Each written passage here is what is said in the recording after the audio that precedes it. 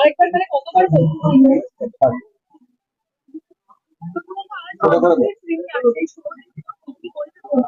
হ্যাঁ, নিশ্চয়ই। আজকে প্রিমিয়ার, এখানে আমাদের প্রচুর কাছের মানুষরা এসেছেন আনন্দ। এর আগে আমি নন্দনেও গেছিলাম। নন্দনে অলরেডি রোববার অব্দি সবসময় ফুল, বাকি অনেক জায়গায় প্রায় 80% 90% ফুল। এটা সত্যি আমাদের পাওনা। প্রিমিয়ারে এসছেন যারা আমাদের বন্ধু বান্ধব, আমাদের কাছে এটা একটা ঐতিহাসিক প্রিমিয়ার বলা যেতে পারে। কারণ যখন 30 বছর আগে নাগপঞ্চমী করেছিলাম, তখন ভাবিনি যে এই আজ এই 7 জুন 2024 আমার আর ঋতুর 50তম ছবি হবে, এটা ভাবিনি সত্যি কথা।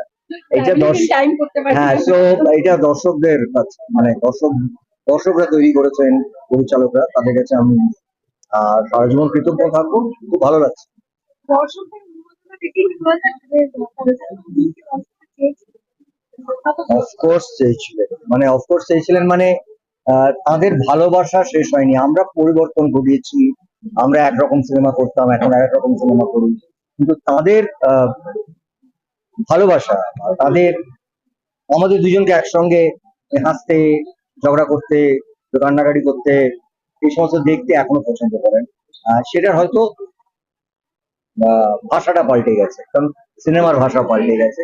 যে কারণে আমার মনে হয় প্রসেনজিৎ, ঋতুপর্ণা এখানে বিশেষ করে অযোগ্য ছবিতে তারা শুধু নায়ক নায়িকা নয়, তারা দুজনেই বাংলার দর্শকরা তাদেরকে তৈরি করেছেন, এবং দুজনকে তারা পরিণত অভিনেত্রী হিসেবেই দেখেন। কৌশিক গাঙ্গুলির সাথে কাজ করার অভিজ্ঞতা, আমার মনে হয় ভারতবর্ষের যে কোনো অভিনেতা কৌশিকের সঙ্গে কাজ করতে চাইবে। আমাদের কাছে এটা আশীর্বাদ যে কৌশিক ইনিশিয়েট করেছেন, মানে এক কথায় একটা ছবি লেখা, স্ক্রিপ্ট লেখা না, উনি খুব দায়িত্ব নিয়ে আমাদের দুজনকে নিয়ে একসাথে, তার এই দায়িত্বটার জায়গা হচ্ছে যে দুটো মানুষ অক্লান্ত পরিশ্রম করে 50টা ছবি করেছে, এবং এটা বহু বছর ধরে। এই দায়িত্বটা যে কৌশিক নিয়েছেন, সেটা ছবিটা দেখলে বোঝা যাবে, এবং এত যত্ন করে ছবিটা বানিয়েছেন।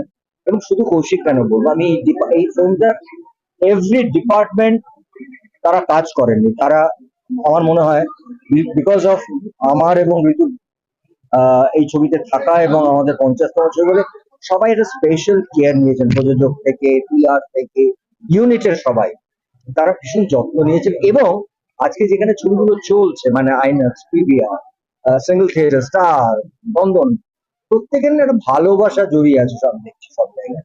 এই ভালোবাসাটা বোধহয় আমরা অ্যাচিভ করতে পেরেছি গত 30 বছর। সব থেকে লোক আমার মনে হয় যে এটা আমাদের কাছে একটা বিরাট প্রাপ্তির জায়গা যে